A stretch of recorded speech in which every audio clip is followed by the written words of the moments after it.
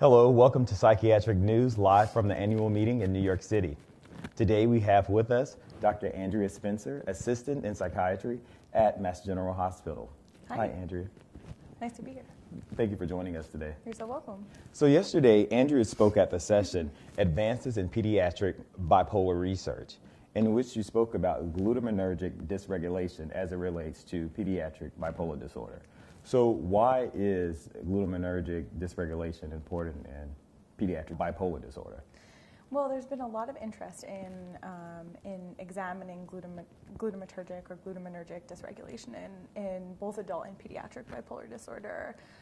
It's the major excitatory neurotransmitter in the brain, and what's interesting for us as child and adolescent researchers is that it's involved in brain development too. Knowing that it's involved in normal brain development, excitatory neurotransmission, and that mood disorders often start in childhood too, it's very important that we not only be looking at glutamate as a potential neurotransmitter associated with the pathophysiology of adult bipolar disorder, but also pediatric bipolar disorder as well. So I'm noticing more glutamatergic dysregulation being talked about in psychiatry. Definitely. One, for instance, is in depression, but this is my first time seeing it in bipolar. Mm-hmm. Now, during your presentation, you presented a meta-analysis on various research that concerned glutamatergic dysregulation in bipolar. So what were the results from that? Yeah, we actually conducted a systematic review of glutamatergic metabolites in all child and adolescent psychiatric disorders. A huge topic, and we were able to do that in all child and adolescent disorders because there actually are quite few studies. But it allowed us to be able to compare our findings between bipolar disorder and depression and other child and adolescent psychiatric disorders to see if there were differences. And that's really important because there's so much overlap between all of these disorders. And one of the questions is there any specificity to the findings? Meaning, can you distinguish different psychopathology as it begins in childhood by looking at biomarkers such as potentially glutamate. And the findings in pediatric bipolar disorder were kind of interesting. They were all over the place. So some of the studies showed dysregulation, some of the studies didn't find any dysregulation.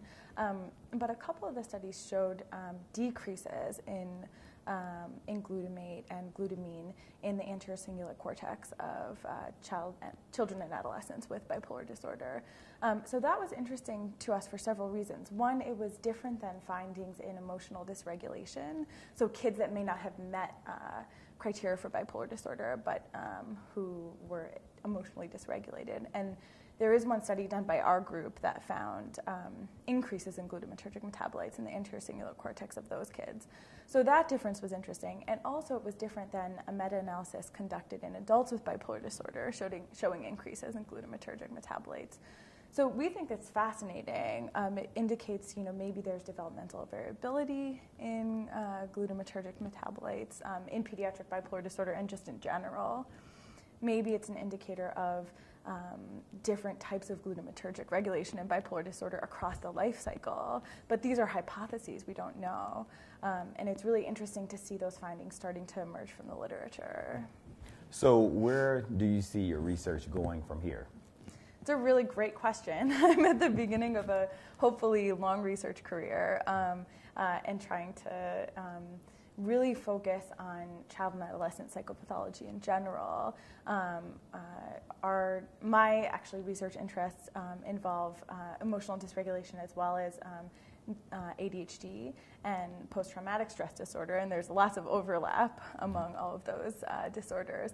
But we really hope that this specific work will catalyze interest in examining glutamatergic metabolites in child and adolescent psychiatric pathology and in typically developing kids so that we have a sense of what's normal in the youngest kids versus the oldest kids and any age in between. So this is your first year in your position in Mass General, right? Exactly. Well, yeah. I would just like to say congratulations. Thank you very much. And I expect to interview you every year at the annual meeting because you have some very interesting research. I thank you so much, Dr. Spencer. Thanks I'm so much. Vabren Watts, and we'll have more with Psychiatric News live from the annual meeting in New York City.